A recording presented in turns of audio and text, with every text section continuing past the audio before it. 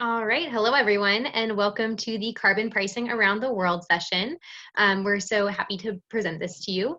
My name is Sarah Wanis, and I'm joining you from San Diego, California, in the United States, actually, and I'll be helping out with the questions. So feel free to drop any questions you have throughout the presentation in the chat.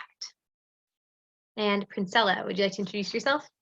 Yes, hello, my name is Princella Talley. I am a Development Associate and Diversity Outreach Coordinator with CCL. I am located in Pineville, Louisiana in the United States. And as we enter this session, I am happy to introduce Andres Jimenez. As Senior Director of Government Affairs, Andres Jimenez works with both the House and Senate to help expand the voice of Citizens Climate Lobby as well as push relevant legislation through. Previously, Andres served as the Associate Director of Government Relations at Ocean Conservancy with a focus on creating bipartisan solutions for critical issues like ocean acidification and sustainable fisheries in the United States. Andres has a strong history of public service, having worked with former Mayor of New York City, Michael Bloomberg, the House Judiciary's Immigration Subcommittee, Congressman Linda Sanchez, and Congressman Howard Berman.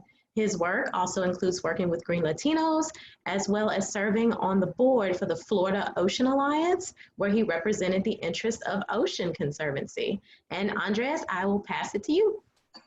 Sarah, Princella, thank you for that. And good afternoon, Canada. How's everyone doing today? Hopefully everyone is doing well. This is really exciting. I'm really excited to be able to share some of my afternoon. Chris Clark showing a great view there.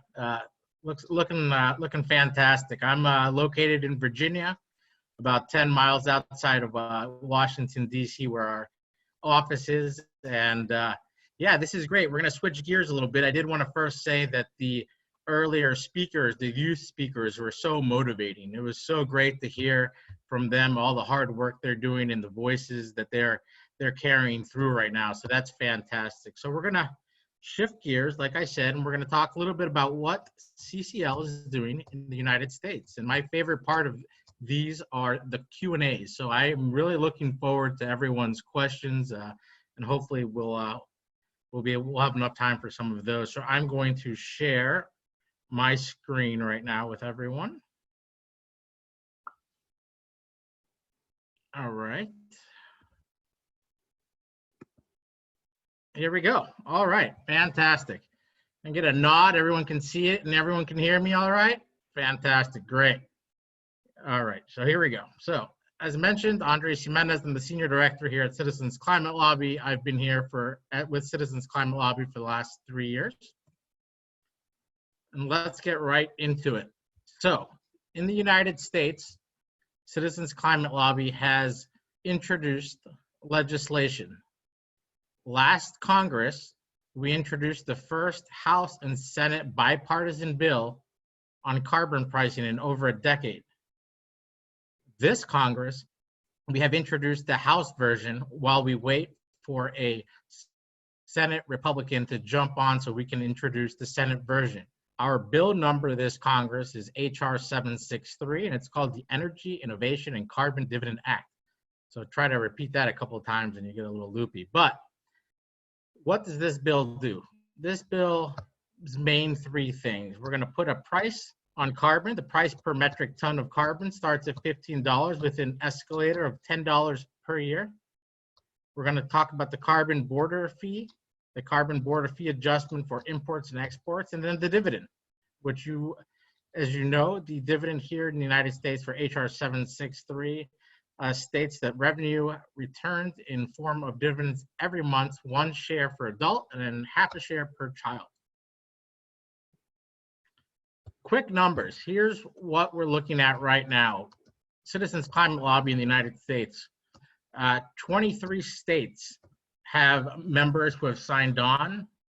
We have 80 co-sponsors. There have been 8 different carbon pricing bills this Congress alone that have been introduced. We have 1,511 endorsements here in the United States and over 190,000 volunteers with Citizens Climate Lobby. That is massive.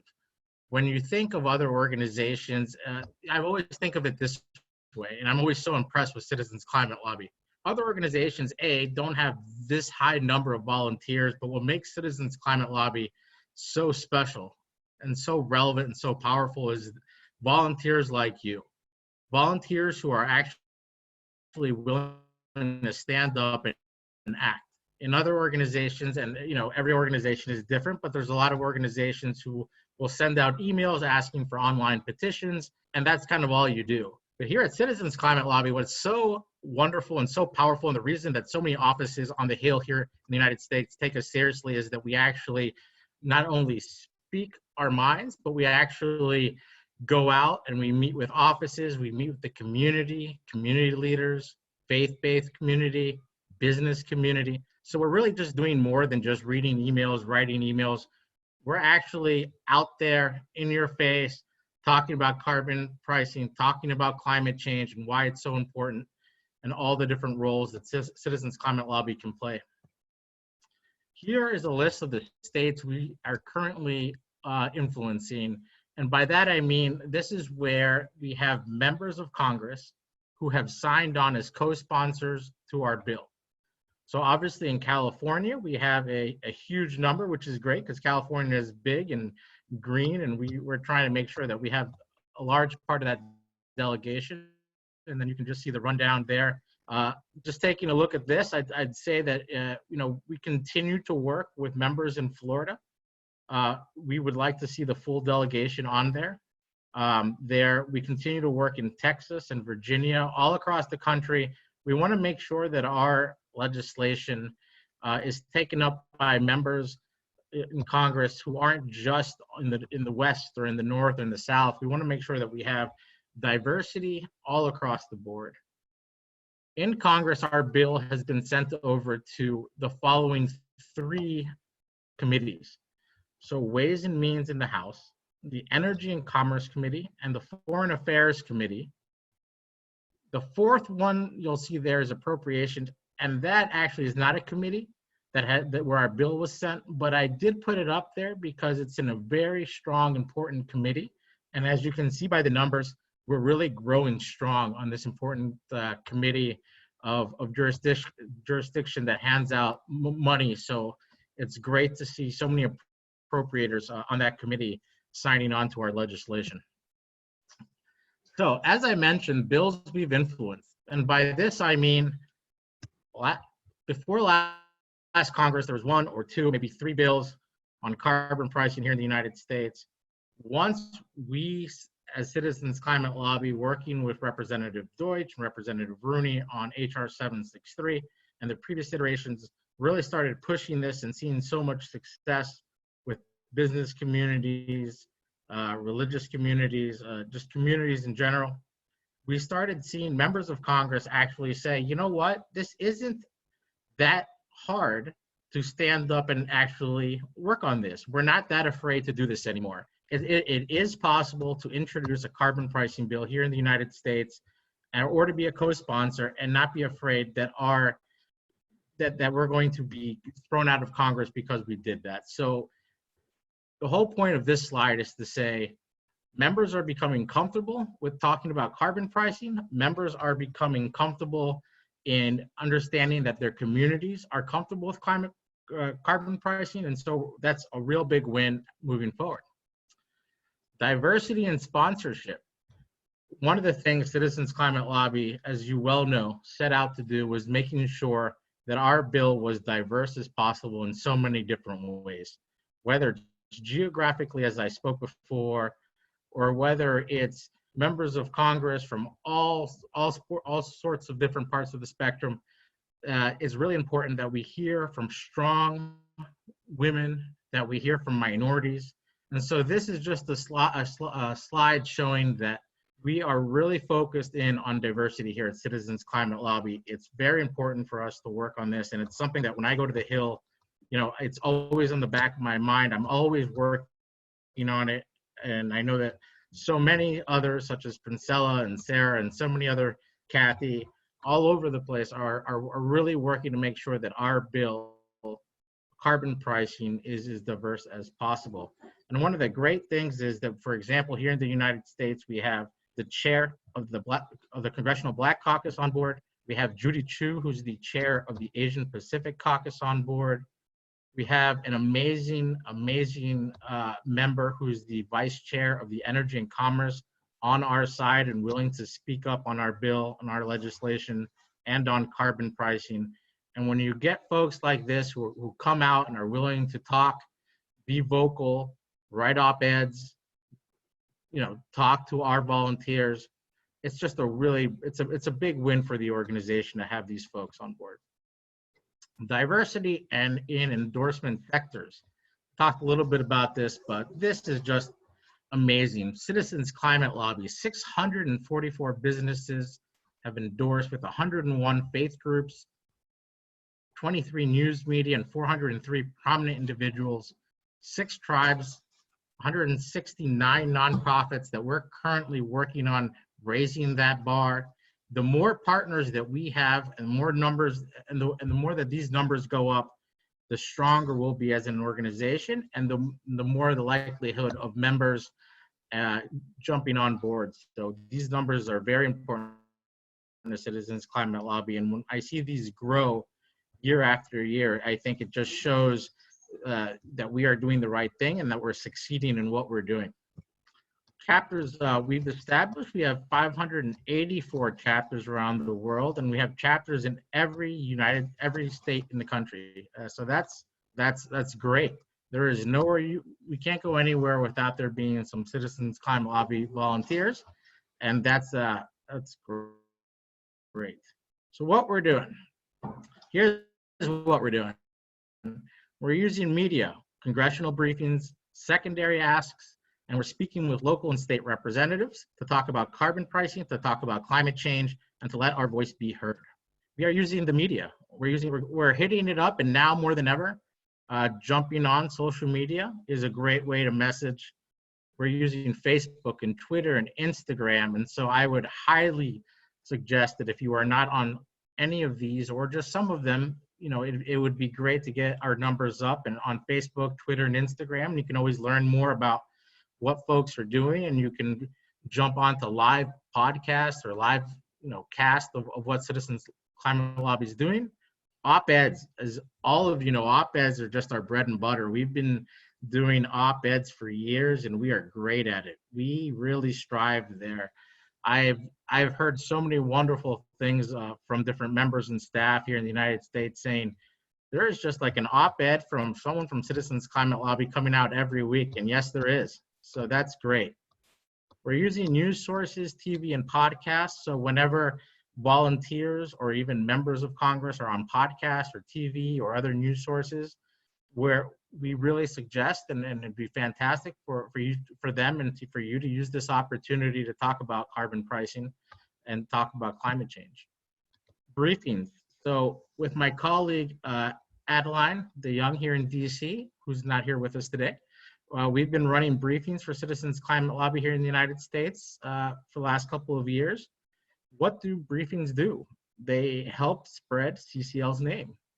It helps establish partnerships, which I talked about, and the importance of those. It increases our scope. Over the last few years, we've done some amazing climate change briefings here. And when I talk about these briefings, these are all Hill briefings. So we're inviting members of Congress, we're inviting their staff. So we did one on the real estate and the consequences due to climate change. We did Winter Olympics and how climate change is impacting the U.S. Winter Olympics ski team. And then we did Red Tide. Secondary asks. I'm not going to go through all of these, but I just wanted to point out that one of the things that we're doing here in the United States to work with offices and to try to open doors that in the past have been closed is to ask our volunteers to have secondary asks. And those secondary asks are always bipartisan, and they're always fitting in with the grand strategy of Citizens Climate Lobby and on passing carbon pricing. These involve disaster acts, relief acts. And so these have really helped open doors. So if you go in an office, for example, and they say, I don't want to talk about carbon pricing right now, and you said, well, that's fine. We can talk about that later. But here are some of the other bills that we want to talk to you about today. Let's see where we can't work together. I've always said that you can always find something to work together with someone on. And if it's not one thing, it can be another thing, and that other thing can help open the door for the first thing. So that's the idea around our secondary asks. Moving back to our bill. So we're using local and state representatives here in the United States. So we're asking folks to talk to their state senators and their House elected officials, their attorney generals, their governors. And here in the United States, we have the Conference of Mayors. The Conference of Mayors is a collection of mayors from all around the country. Last year, they actually had a resolution on carbon pricing written by Citizens Climate Lobby, and it was the first resolution on carbon pricing ever. So all of these mayors got together from all around the United States, and they voted in a bipartisan way to say, yes, we do believe in carbon pricing. We believe it's the best mechanism, and this is what we want as far as a mechanism to talk about as mayors. And so that was a huge win. That was great. The mayor of Utah was the one who ended up introducing that resolution, and it went through. So we were very excited about that. In short, we're winning in public and private sectors, in diversity, in volunteer engagement. We have local, state, and federal momentum, as I talked about. What are we hearing? So, as many of you know, we have two conferences every year. One is in June, one is in November, and here's a couple of numbers from our last conference. In June, we had 529 lobby meetings in one day. This isn't a week, this isn't a month, these aren't phone calls. These are person-to-person meetings on the Hill. That's unreal. I have never heard of organizations having 529 meetings in one day. And when Citizens Climate Lobby comes, they come well prepared. They come knowing about their member, about the legislation, and most importantly, they know about their ask, because it's all about the ask, right? You want to be to the point. You want to have one or two or three things to talk about. You don't want to just spend the entire meeting just kind of, just spitting out whatever. You want to get to the point. And most importantly, and as I've told volunteers always, sometimes the most important part of any meeting is listening. And so we make sure to tell to tell folks here when they go visit meetings on the Hill to listen, ask questions, find out what their office is interested in, find out what generally they're working on, environmental issues, and where are they on carbon pricing. If they're not ready to jump on board, why? If they are ready to jump on board, that's fantastic, and let's make sure to follow up quickly.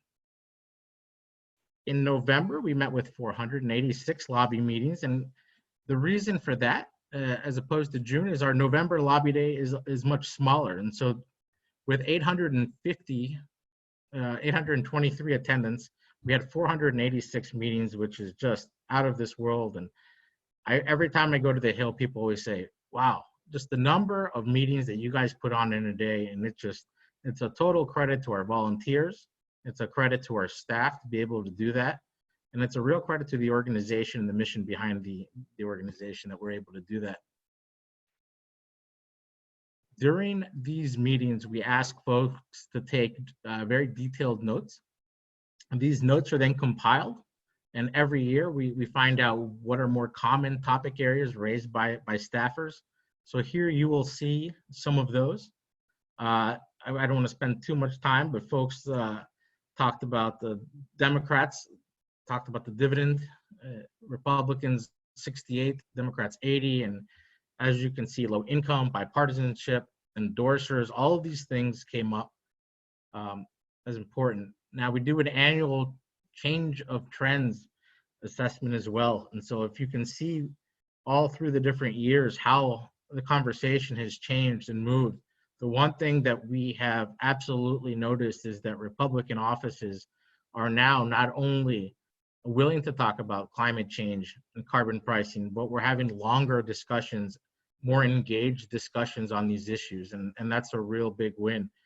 When I first came to Citizens Climate Lobby, I would go into some offices, some Republican offices, and they would say, our boss isn't fully ready to have these conversations, or climate change isn't real. within 3 years, I'm now going into offices, and it's a complete change. So from going from climate change isn't real, or we don't want to talk about this today, we're now hearing our boss understands that this is very important to his constituents, to the community. Let's keep talking. Let's talk more about this. Let's get more in the weeds on these issues. And that's great. It shows a lot of hope, and hope is definitely something that we all need, especially when we're talking about environmental issues. So that wraps up what I wanted to talk about, kind of where we are in the United States. I hope it was a little eye-opening, and hopefully everyone walked away learning at least something new. Again, my name is Jimenez. You can find all of my information here. I am not shy. Feel free to email me. Feel free to call. Follow me on Twitter. Don't forget to follow Citizens Climate Lobby on all the social media and find out all the exciting things that the organization is doing. And with that, I will end my screen sharing. So thank you very much.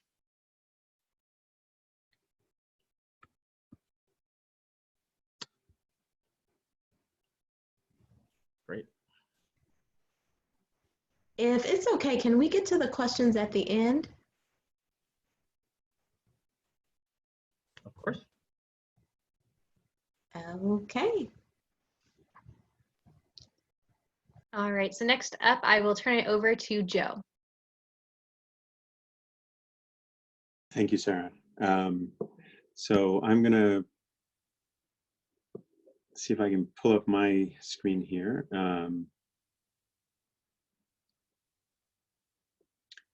That's not at all what I wanted to do. Let me try that again.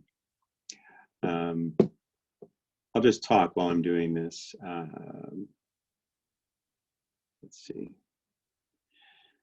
Sorry about that. So I'm Joe Robertson. I'm Citizens Climate Education's Global Strategy Director, and I'm going to talk a little bit about the international carbon pricing arena.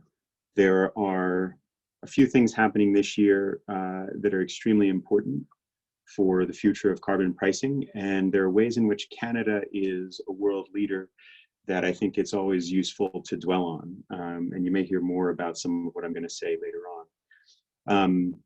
If you've heard some of what I'm saying before, please don't worry about that. We will be moving into a global context, and it is all ultimately relevant to the way the world is going to deal with climate change in the next year or two. So I call this talk the value of better. And what I mean by that is that historically we have not done a great job actually valuing what it means for a country, for an economy, or for international trade to move from one way of doing business to a completely new way of doing business. Instead of valuing that, we value incremental improvements, and we limit ourselves by assuming that unless the people who are basically those benefiting most right now continue to benefit the most, then what's coming must not be as good. That's sort of an underlying assumption that's been built in. A lot of people would deny that's their assumption, but the reality is that's the way that things have been for much of modern economic history. The image you see on the screen there, actually, just a quick question. Can you see the image on the screen? Because my screen is not showing it properly. Sarah, can you see the second slide here? It says humanity's achievements on a shrinking globe in an expanding universe. Perfect, yeah. So that was the motto of the 1968 World's Fair, where this globe in the middle of New York City that's on your screen was built. And the reason that's important is because at that time, the feeling was science is teaching us that we are closer together than we ever realized, and that we are living in a much smaller space than we ever realized, that the universe out there is much bigger. This means that our survival is basically dependent on our ability to work together. We are now facing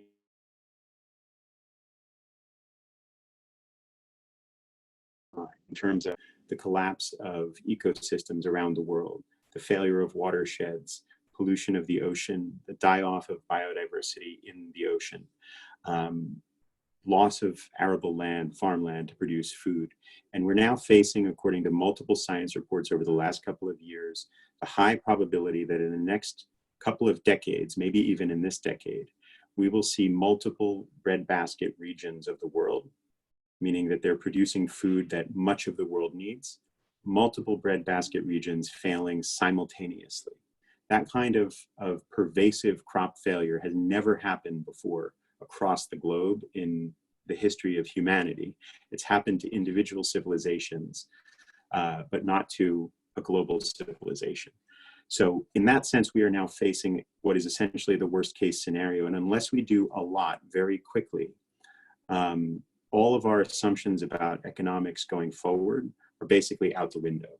So that's just to say it's a false choice to say we have to choose between economic prosperity and climate action.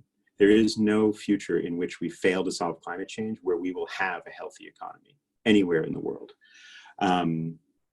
And unfortunately, for a lot of countries, that is becoming already an experience in the present, where we now know from experience that that is a false choice, and we realize we have to start digging our way out of a deep hole. So of these 5 geopolitical priorities, I'm just going to focus on carbon pricing for today. Around the time of the Paris Climate Conference that led to the Paris Agreement in 2015, we put forward what we call the Paris Principles, and you'll notice they spell Paris: price pollution, add momentum, reduce emissions, internalize inefficiencies, and spread by aligning. The reason we put these principles forward was because we realized that these are virtues of a fee and dividend plan, but we needed to be able to talk about carbon pricing and its virtues more broadly so that policymakers in different parts of the world could actually think about how to work together, even if they have very different policy priorities. What we found, and it's been an important development over the last few years, what we found is there's no model of carbon pricing whose advocates don't agree with these principles. What's also interesting is when you look at some of the virtues of fee and dividend, like the fact that money is going back into the everyday economy because money is going to households and they can then use it to spend money locally in their everyday lives. That changes a lot of the politics and a lot of the economic assumptions that go with the way we analyze putting a price on fuel. So just skipping ahead here, it's just an image of Main Street in an ordinary American town. The reason I put it there is because in the moment we're in right now, I think it's more evident than ever. As you shut down the everyday economy, people start to suffer, and there needs to be a policy response. In Washington right now, there's a discussion about what people call stimulus packages. They're spending money to stimulate the economy, but the reality is what they're trying to do is not stimulus. What they're trying to do is to protect people from economic disaster. That's not quite the same as stimulus, where you put money into the economy in the hopes that the economy will rev up a little bit. Here, there are so many people in need that that's not really a relevant conversation. The reason I put Main Street on the screen is because if we're going to solve climate change aggressively, quickly, with economic efficiency, reduce emissions quickly, and get to the economy of the future faster, we need to make sure that Main Street is taken care of, or all of the other things we're trying to do will either become too expensive or too slow. So I know most of you may know these details, but if we look at the findings of the study that was done by Regional Economic Models, Inc. in the United States in 2014, what it showed was that real disposable personal income would go up consistently across the country and for most people except for the wealthiest. Now, what's important about that is that you're not only increasing income, you're also narrowing the gap in new income creation, which is a huge economic problem that doesn't have any other current solution on the table. But because you see those bars going up, that income going up, what's going to happen is people are going to spend money in their local communities. Just in case this is a conversation you haven't had before, when people spend money in their local communities, it's a very different kind of economic stimulus, we'll use that word here, than just a tax cut. If you give a tax cut to a business, they might get that $1 tax cut maybe once a year. Maybe they'll get it once every quarter, so 4 times a year. So it's $1 or it's $4. Maybe they'll reinvest it. So they've given it to someone's salary. That's another $1. So maybe there's an increase in GDP there.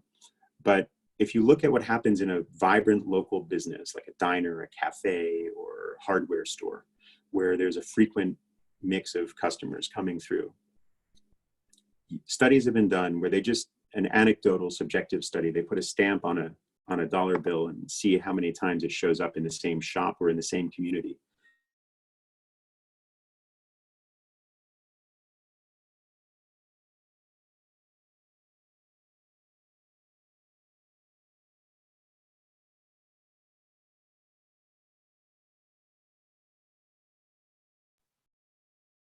Hi all, Joe is rejoining the meeting right now. Give it just one moment, he'll be right back.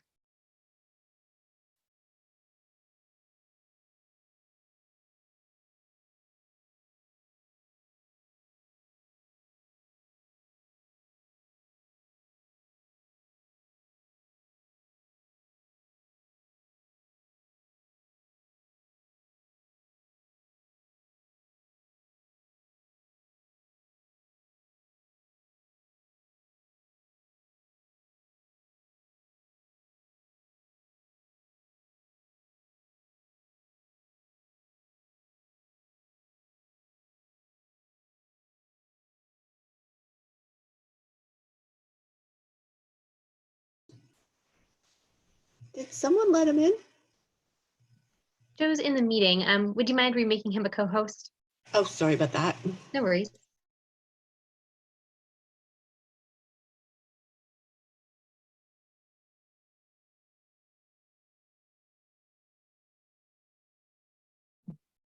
Sorry for the technical difficulties, everyone, and thank you for your patience. Joe, you should be able to unmute yourself and share your screen again.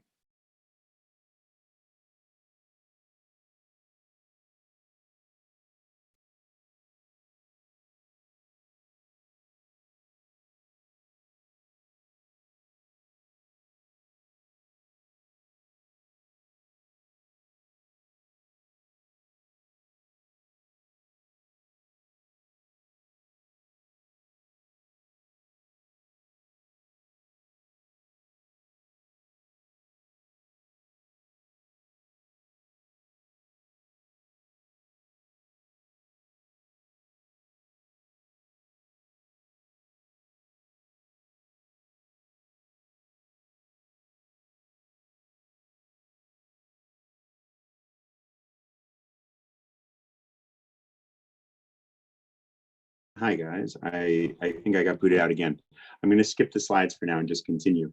But you have something that meets all 5 of the Paris principles. It's pricing pollution, adding momentum, reducing emissions, internalizing inefficiencies. And you're not only able to spread by aligning across jurisdictions, across provinces in Canada, but this model can be emulated by others, and you can balance these prices across borders internationally. This has led some to refer to what they call the Canadian model. In Europe, this has become a conversation among some high-level people in government. Can the European Union, for instance, put in place a standard policy that can or should be implemented by all of the countries within the EU, even though the EU can't tax? We may hear more about that later, but what's important is that the Canadian model has become a model for others to follow. And the final point that I wanted to make here today was that on that first slide, I pointed out that all the riches in the world are at stake. Not just the climate system, but our health, the food system, the viability of national economies, and even democracy itself. Because if you have value constantly bleeding away from ordinary people and government, going to industries that create destruction, what you have is a harder and harder time funding the things that are good and necessary in the world. That includes education. It includes all forms of redress for grievances. It undermines democracy to have that level of impunity and pollution. So all the riches of the world are at stake. And here's the way in which this Canadian model, this example of leadership, can change the world this coming year. This year, all of the nations that are parties to the UN Climate Convention and that are signatories to the Paris Agreement are required to upgrade their national commitments. Most nations don't have a clear plan for how they're going to radically enhance the ambition of their national climate strategies. But if they were to put in place smart carbon pricing like this, that gives money to people, that builds incomes, that motivates economic activity, that catalyzes new investment, and that rapidly decarbonizes the economy, they would have a no-cost policy solution that will cause all those things to happen. And as they work together, they have the ability, potentially, the 196 countries that are part of that process, to actually meet the goals of the Paris Agreement in this next round of national commitments, if they were to use something like the Canadian model. So I'll stop there and maybe take questions later on. But thank you all for your time, and my apologies for the technical difficulties.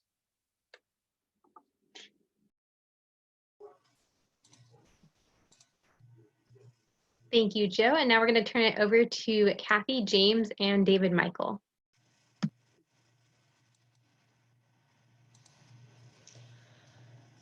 Well, hello everyone. Thanks for being here. It's Cathy Orlando, and this is the people who showed up at the international conference last year. It was amazing. There's a few Canadians in there too. And these are who are about to speak: myself, Cathy Orlando, James Collis, who's British and Portuguese. He actually lives currently in Nottingham, which I do believe is the home of Robin Hood. And David Michael Terunga, he's from Abuja, Nigeria, and Nigeria has the 4th most number of CCL chapters on the planet. So very quickly, I just wanted to go over that we have what we call 58 CCL nations, and we have over 110 international active chapters in 35 countries. There's 3 things I would like you to know about that are pretty important when thinking about carbon pricing around the world. If you want to know which countries in the world are pricing carbon pollution, then familiarize yourself with the World Bank's carbon pricing dashboard. They just updated it recently, and it shows still that there are 46 national jurisdictions that are covered by carbon pricing initiatives, but the almost 21.3% of emissions are now under some sort of, or might down the road be, because some of these legislations are still to be in full force, are under some sort of carbon pricing policy. This is something I didn't know until I went to COP25 in Madrid, and that is that 96 countries have carbon pricing in their commitments to the United Nations. So that's more than half of countries in the world have carbon pricing. So 46 have enacted carbon pricing, and another, or about to, and 96 countries actually are committing to it. They're just working on it. Another thing you should know about is the Carbon Pricing Leadership Coalition. Excellent organization. I'm going to hop, skip, and jump over it, but they do amazing work, and Canada is one of the founding members, as well as Citizens Climate Lobby.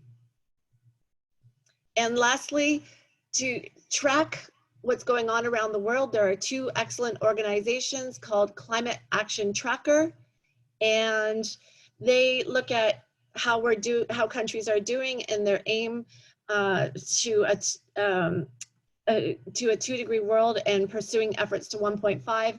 And Canada's doing okay under Climate Action Tracker, but I think buying a few pipelines for this organization, well, just one, may have downgraded our ranking by the Climate Performance Index. So those are 2 rankings that you can refer back to. And that's all I wanted to say. I'm going to pass this over to my colleague, David Michael, in Africa.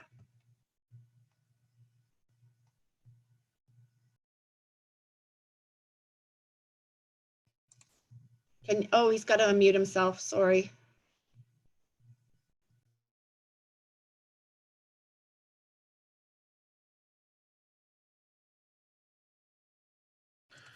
Hello, everyone. Good evening from Abuja in Nigeria. I'm very happy to be with you. I'd like to just share a little bit of what we're doing here in Africa since January till April and before the COVID-19 showed up.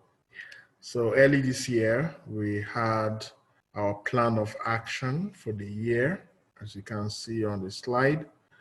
And one of the foremost one was to get every African country to sign up and become a member of the Carbon Pricing Leadership Coalition. This is a big task, you may say, but we started up and started very well. And we're achieving a few things. Writing to our national governments, introducing carbon pricing, and also the Carbon Pricing and Leadership Coalition, so that at the Africa Climate Week that was planned to take place last month in April, that we all join the Carbon Pricing Leadership Coalition workshop. What we hope to achieve with this, first was to motivate our members to learn the act of reaching out to their policymakers. I always say this, it still happens, that here in most parts of Africa, we have a bad relationship with our government. I would say over the years, due to failure in leadership, people don't respect policymakers. So it's usually the us versus them approach. And so what we were trying to gain from this, apart from getting our countries to sign up to the Carbon Pricing Leadership Coalition, to get our members closer to the policymakers in the very respected way CCA does it. And also to help them build that confidence and that relationship.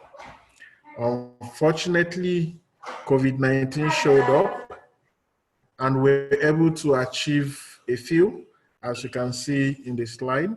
Cathy can help me out.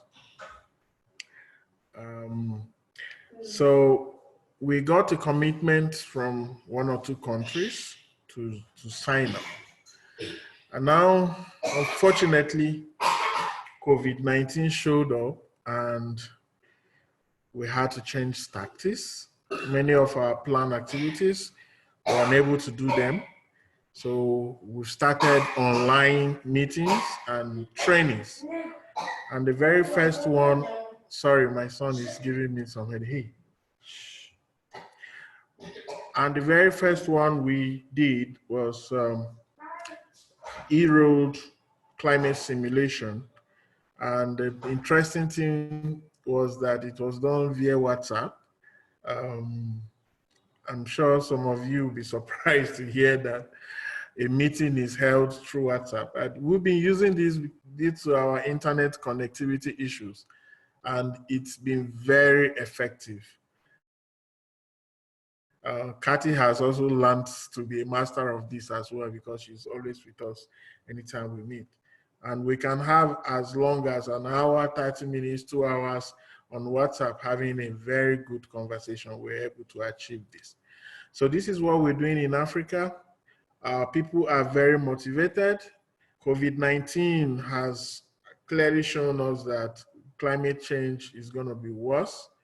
So we are praying and hoping that a vaccine is discovered soon so that we can go back and continue doing our work the way we love to do it. Thank you so much.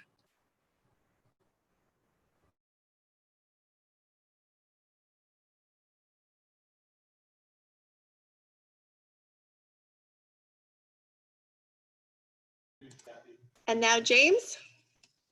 I don't think he's Good afternoon. Can you hear me? Yes. Good afternoon, CCL Canada. What a real pleasure to be here this afternoon.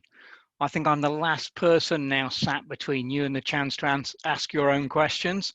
So I'm going to give you a real whistle-stop tour and just some highlights of some of the work we're doing in Europe.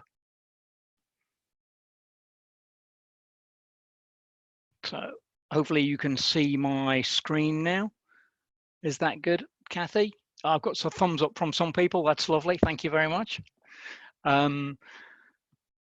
Briefly, this is what the European Parliament looks like in terms of the major party groups.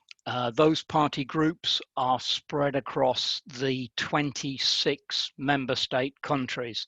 So there's all sorts of complexity underneath that, but that's pretty much what the European Parliament looks like.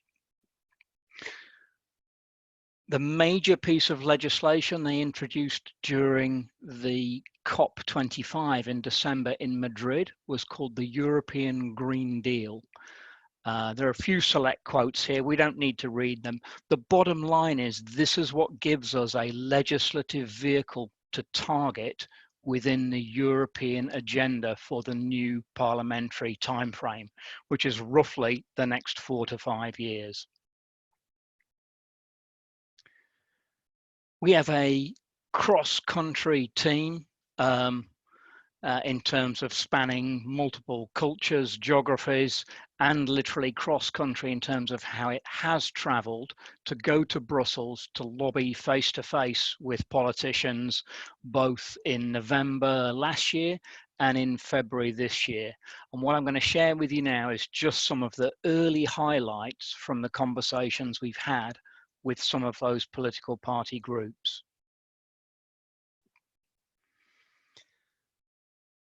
So this is the S&D party, which is more to the left, and a couple of comments from 2 different meetings. The first one, you've met with the cream of the S&D group, which was from an individual who knew that we had arranged to meet with most of the key movers and shakers within that party group. So there's a lovely piece of feedback to get on the research we'd done about who the important people were to meet with.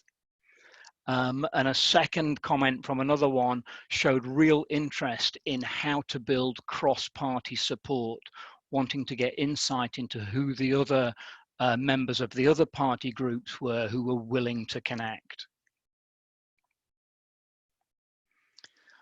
These next quotes are from a party more to the right in the political spectrum.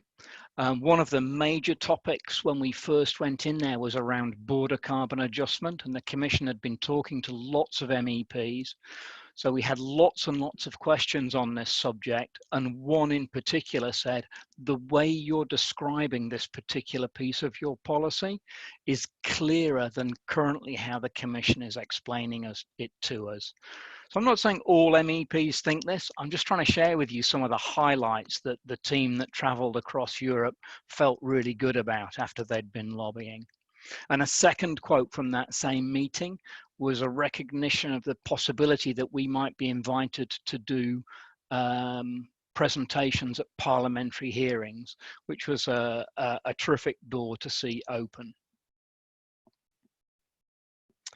ECR, a party group even further round to the right, had their own system of trying to fund climate on additional VAT changes.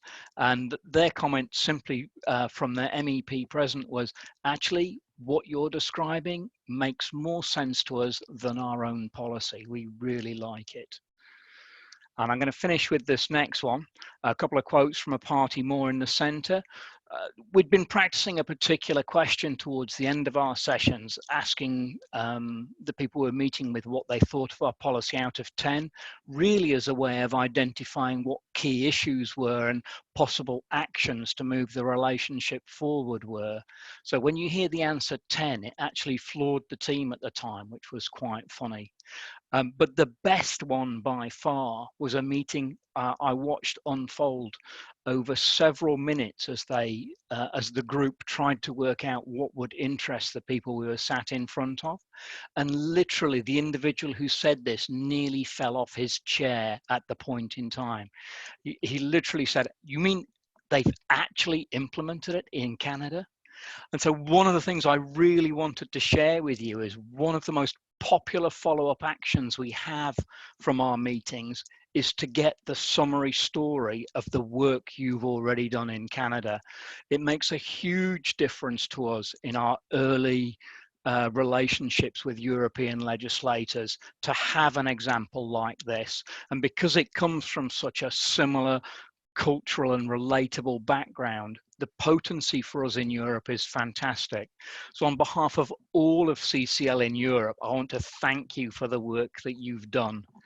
And then I will jump out of the way and let you get to your own questions. Awesome. Thank you so much. I wanted to thank Cathy, Joe, David, Michael, and James, everyone, and Andreas on this call, and everyone for all of this important information. Princella and I have been gathering all of your questions in the chat, and we'll try to get through as many of those before the session is over now. So all of our panelists, please jump in as you have the answers to these questions. The first question is, how many countries around the world currently have a form of a carbon price? 46. Well, that was easy. Okay, the next question is, has any country or jurisdiction implemented a border carbon adjustment?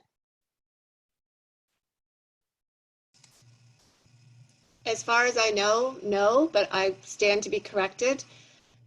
Something interesting you might want to know, and I don't know if it's changed in the last little bit, but one of the things that President Donald Trump has done has not appointed a new judge to the World Trade Organization, making it rather difficult to pass border carbon adjustments at that level without that judge. So it's another hurdle enacting border carbon adjustments will have to overcome if this continues. But I welcome others to speak towards that as well.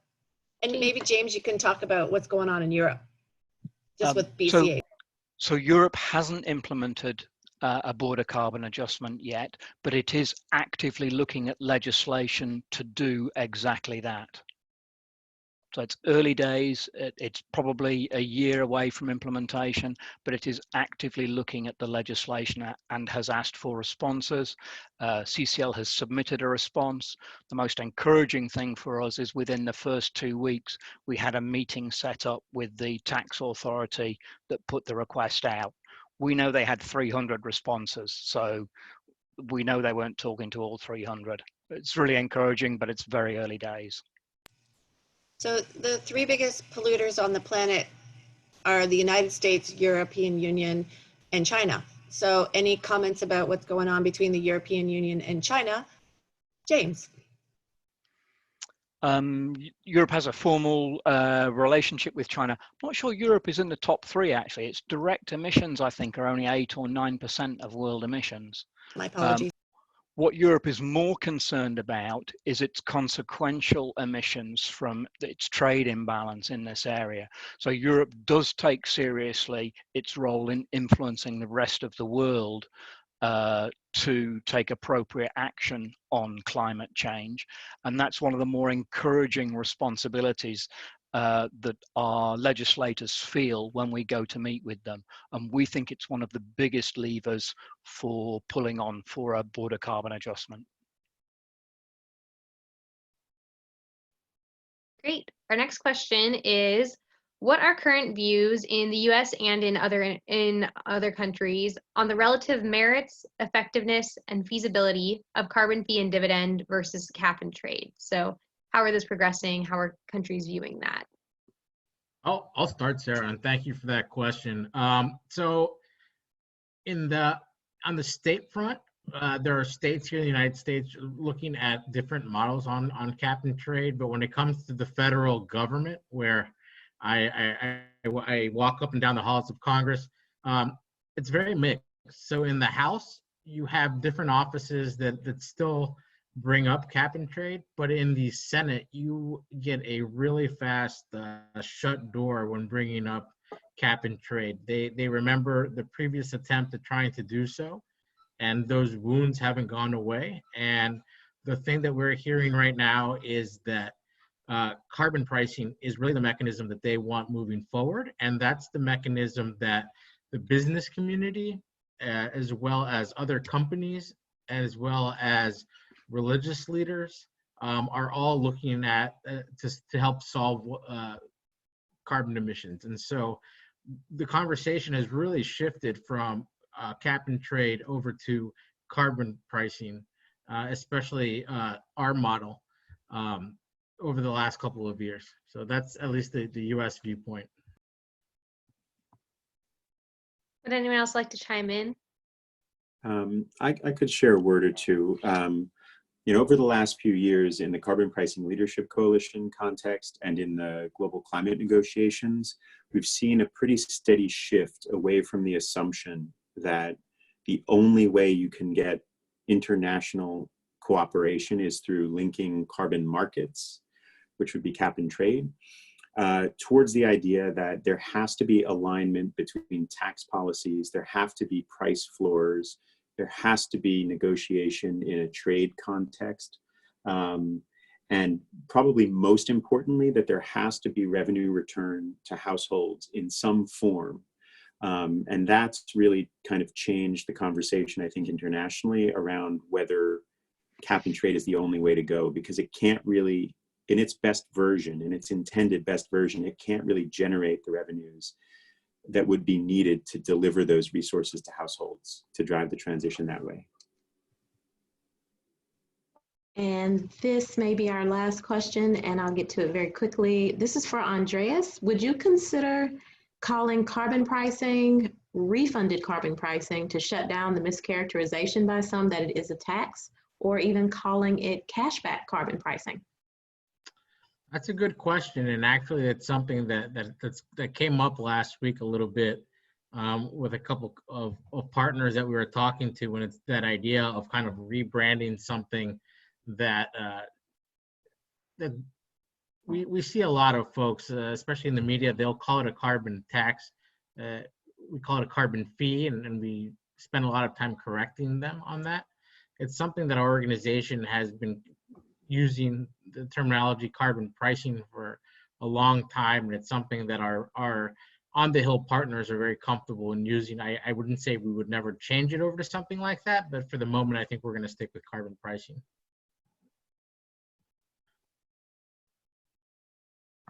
But thank you for that question.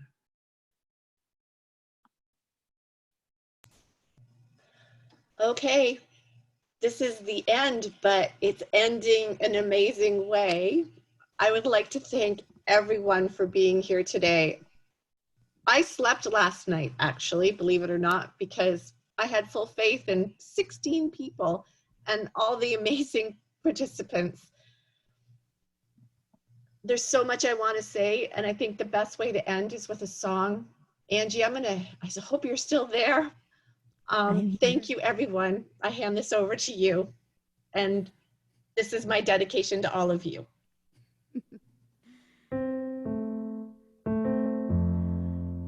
I don't think I'm going to introduce it. I think this is just what all of you are, what all of you are doing. Keep going. Just keep going.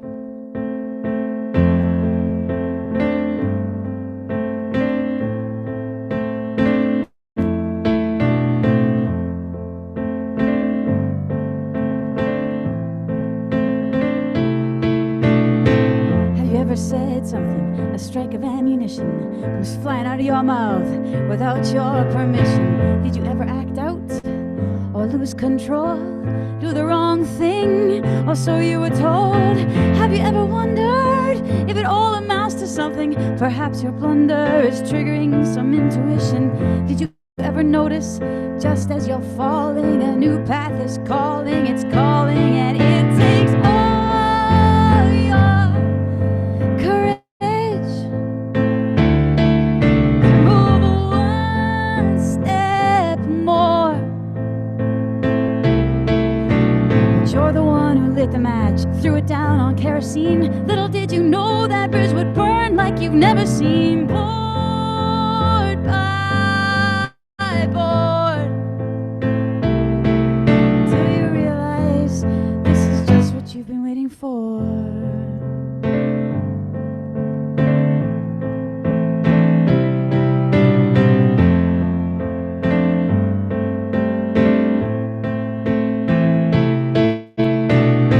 Did you ever feel wrong, so wrong you couldn't stand it, and as you make a change, it disappears as if you planned it. Does your life unfold like you're watching a movie? With every painful scene, a different kind of beauty. Have you felt the torment of resistance when everything you didn't want breathes into existence? Did you ever notice, just as you're falling, a new path is calling, it's calling, and it takes all your courage to move one step more. You're the one who lit the match, threw it down on kerosene. Little did you know that bridge would burn like you've never seen. Board by board, till you realize this is just what you've been waiting for.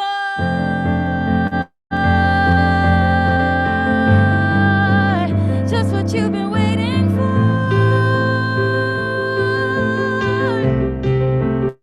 Just what you've been waiting for. Just what you've been waiting for.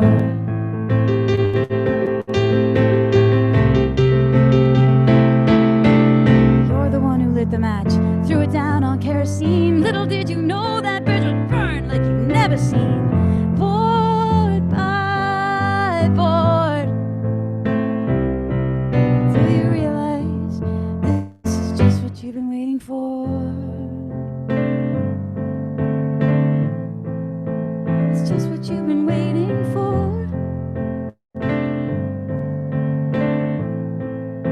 It's just what you've been waiting for.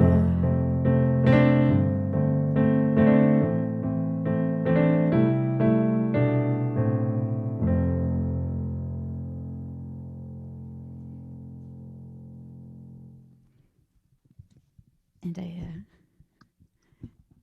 thank you. Angie Nussie, Google her. Buy her music. Have her at your next show. That was so beautiful. Tears in my eyes. Thank Love you you very all. much.